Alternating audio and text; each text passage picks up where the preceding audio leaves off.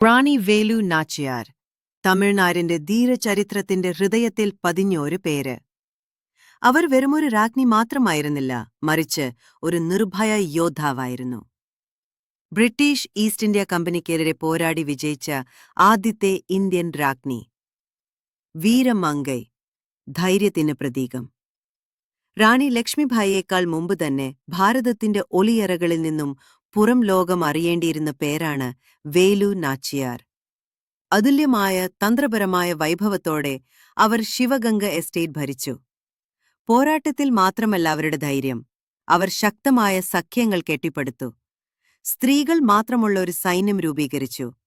Colonial ഭരണത്തിനെതിരെ ധീരമായ ദൗത്യങ്ങൾക്ക് നേതൃത്വം നൽകി. അവരുടെ തന്ത്രങ്ങൾ വിപ്ലവകരമായിരുന്നു. അവരുടെ നേതൃത്വം അതുല്യമായിരുന്നു. വേലു നാച്ചിയാർ ഓർമ്മിക്കപ്പെടാൻ കാത്തുനിന്നില്ല. തീയും ഉരുക്കും ഉപയോഗിച്ച് അവർ ചരിത്രത്തിൽ തണ്ടേര് എഴുതി ചേർത്തു. 2008 ഇന്ത്യ അവരെ ഒരു സ്മാരക തപാൽ സ്റ്റാമ്പ് നൽകി ആദരിച്ചു. എന്നാൽ അവരുടെ യഥാർത്ഥ ബഹുമാനം നമ്മുടെ ശബ്ദങ്ങളിലും നമ്മുടെ കഥകളിലും ഉയർന്നുവരാൻ ധൈര്യപ്പെടുന്ന ഓരോ സ്ത്രീയുടെയും ആത്മാവിലും ജീവിക്കുന്നു.